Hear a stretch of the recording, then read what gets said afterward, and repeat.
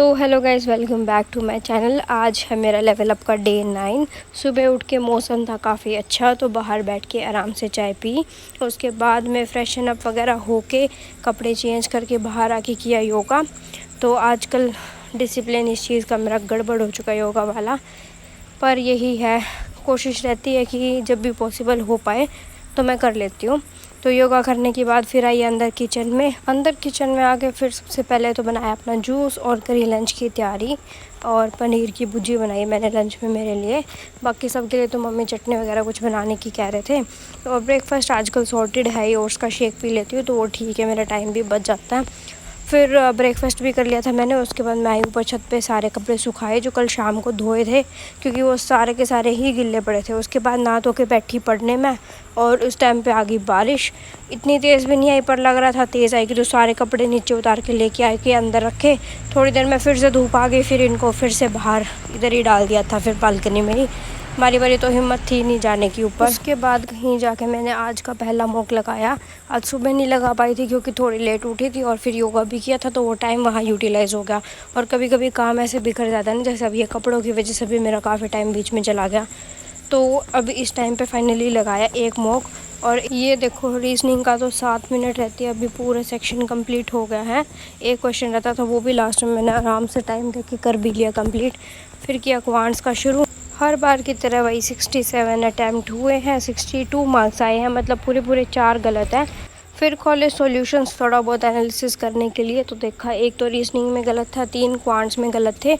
और इसको देखने के बाद में फिर है ना लंच वगैरह का टाइम हो गया था, क्योंकि आज बता रही थी ना मैं कि लेट ही बैठी थी। फिर उसके बाद में काम वगैरह भी बिखर गया, तो काफ़ी लेट ही चला ये शेड्यूल। फिर मैंने थोड़ी देर आराम किया, मैं थक भी गई थी। उसके बाद शाम के टाइम से चाय बनाई, चाय पीते पीते लगाया अपना सेकंड मॉक। और ये लगाया गाइडली का लाइफ मॉक आया हुआ था, मेमोरी बेस्ड आया हुआ था, जो कि 10th को पेपर हुआ था उसके बेसिस पे, तो वो वाला लगाया मैंने। और इसमें तो मेरे मस्त अटैम्प्ट हुए, मतलब देख के मन खुश हो गया बिल्कुल।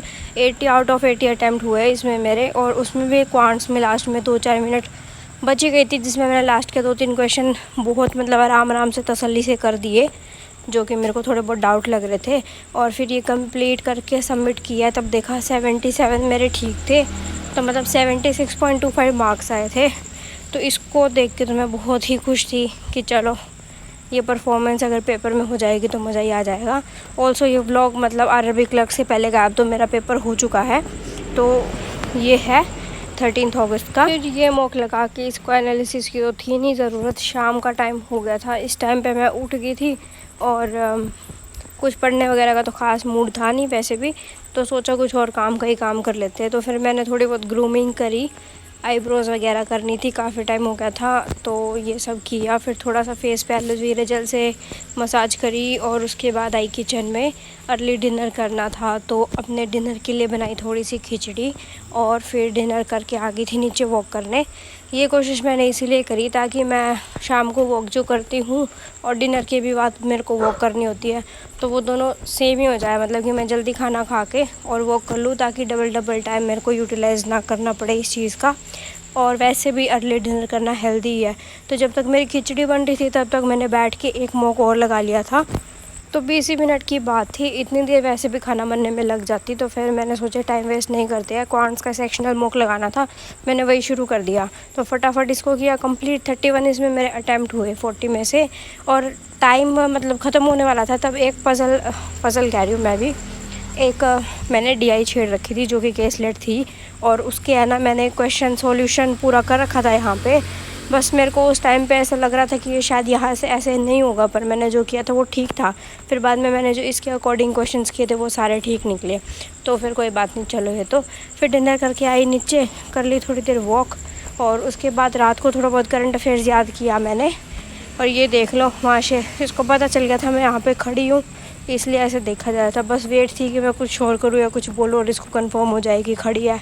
फिर ये दोनों खेलने लगे मेरे साथ, बाकियों को भी पता चल गया था। और ये इतने शरारती हो रखे हैं, बस इनको पूछो ही मत। जैसे ही इनके पिंजरे का गेट खोला नहीं, और सारे हाथ से निकल के भाग जाते हैं। एक एक को पकड़ के अंदर डालना पड़ता है, इतना मुश्किल हो रखा है इनको संभालना अब तो।